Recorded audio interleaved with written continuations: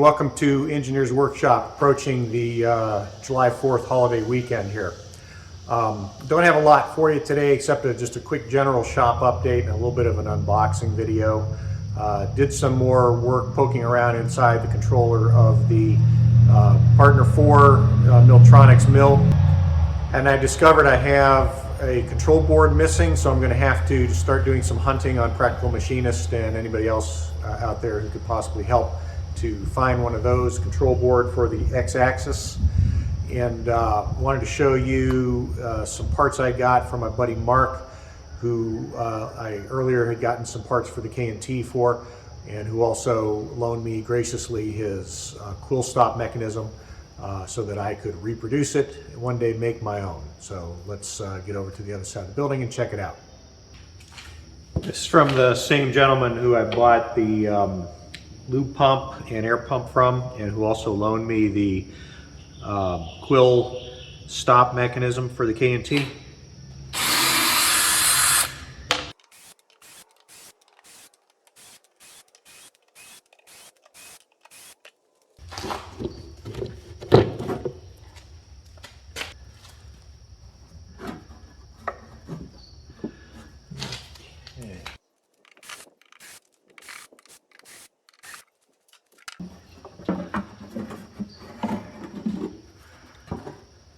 Huh, that must be a way cover.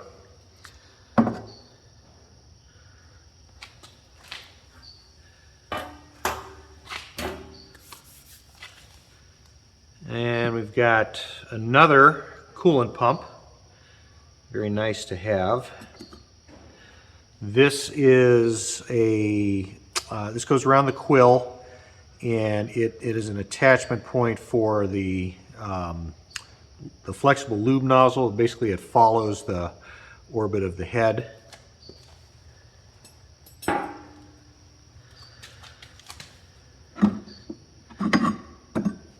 This is the adjustable V-belt pulley that goes on the motor. Mine has a very significant wobble to it. This one is in really good condition, so that's going to be swapped out. And these are the cast iron shoes bolt onto each end of the table, and at extremes of travel the lube return holes are uncovered, so this keeps them covered. These bolt onto either side of the table. Fantastic. Thank you, Mark. I appreciate you getting this out to me so quickly. Quick update on the Centurion 5 controller for the Partner 4. So getting inside the control box, these two boards were unseated. I think we've got graphics card. This is a hard disk emulator. This is the main CPU. This is the Acryloop control board. These two boards are axes. In other words, like, unfortunately, this is the Z-axis, the Y-axis, and we do not have an X-axis.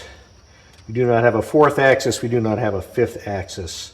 So what I need to get up and running on this machine at a bare minimum is the X-axis. So I'm going to pull one of these out, show you what it looks like. There's a couple of them brand new on eBay for an absolutely ridiculous price. What I'm hoping to find is somebody who replaced a Centurion 5 control with a more modern upgrade and can you know, offer components of the Centurion controller for something that's affordable.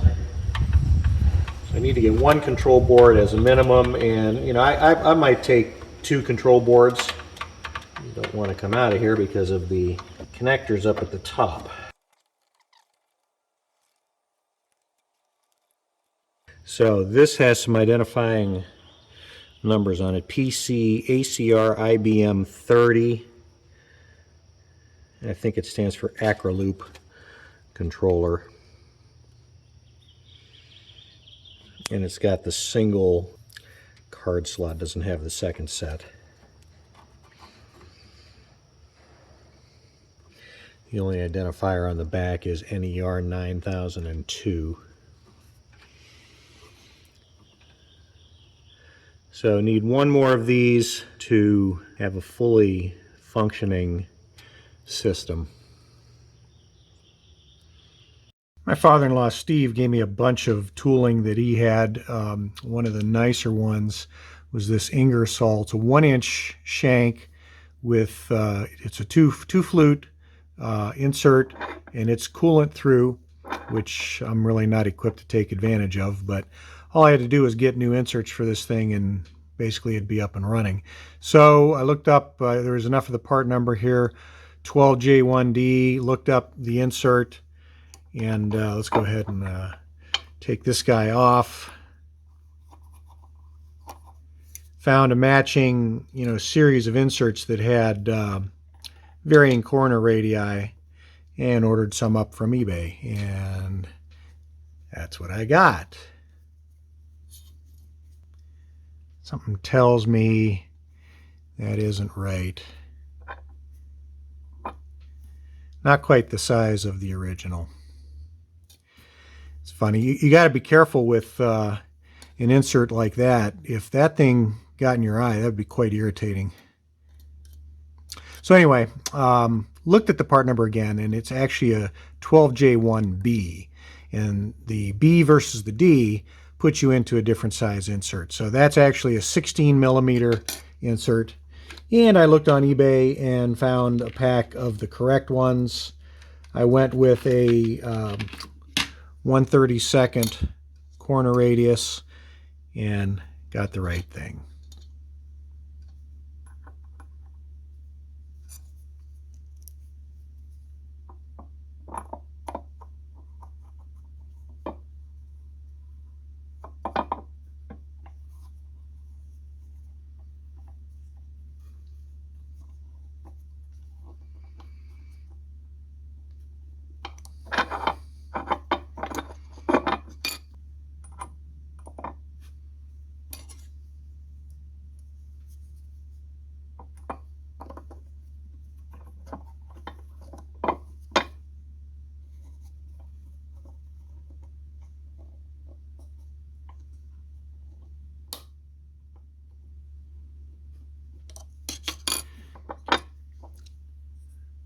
Very nice. This particular cutter is capable of far more material removal than the horsepower of my mill can keep up with. If you were to take a full depth cut and, let's say, try to do slotting or something like that, I mean, this could take 2 or 3 horsepower easily. So I'm gonna have to watch with my feeds and speeds to keep it within my 3/4 horse limit. But oh well, live and learn with those insert sizes. Well, I hope you enjoyed that. That was fairly brief. Try to get back to you again next week with a little bit more in-depth content. Maybe I can machine something.